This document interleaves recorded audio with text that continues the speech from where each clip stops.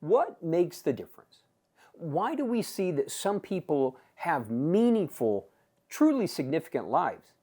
And we can see that God's intention is that His people would be significant.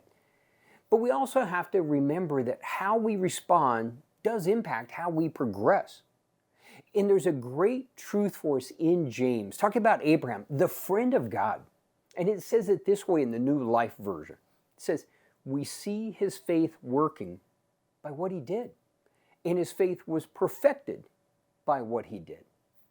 Or as other translations say, his faith was perfected by his works. And we know it goes on later and it says, faith without works is dead. In other words, it's lifeless. It lacks that significance. But that word works is what really throws us. We could take the approach of, it's just being a nice person, being kind and gracious. Or we can take the other extreme, it's like this serious burden. But what it really means is, it literally means it's our occupation. It's the thing we are to emphasize. Now, here's a crazy thought. Your vocation, your job, that way that you earn a livelihood, is that your true occupation? Now, we're to be faithful to that, don't get me wrong, but what are we to emphasize? The works that God has. See, God has uniquely empowered each one of his people. He gives gifts and abilities to impact the world all around us. And we need to look beyond just their traditional pastor, missionary, evangelist. See, God's intention would be that each one of his people would have an impact right where they are, and so he has empowered them and gifted them.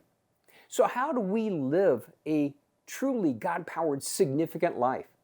Well, first, we ask God, and we begin to realize that he's given us those gifts. Well, as we get a glimpse, as we just start to see a glimpse of the unique abilities, gifts he's given us, and as we begin to get glimpses of opportunities to apply that, what do? We step out in faith, recognizing that we're also empowered by the Holy Spirit. See, that is our occupation. That's what we are to emphasize. And what's amazing is, what we see is it's a self-reinforcing system. See, Abraham's faith caused him to take action, and the action perfected his faith.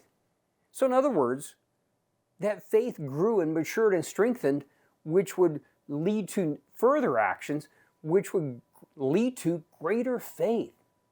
See, the key to significance is recognizing that we have a call and that God has empowered his people, not just with a gift, but also empowered us with the Holy Spirit to make a truly God-powered impact on the world around us. That is true significance.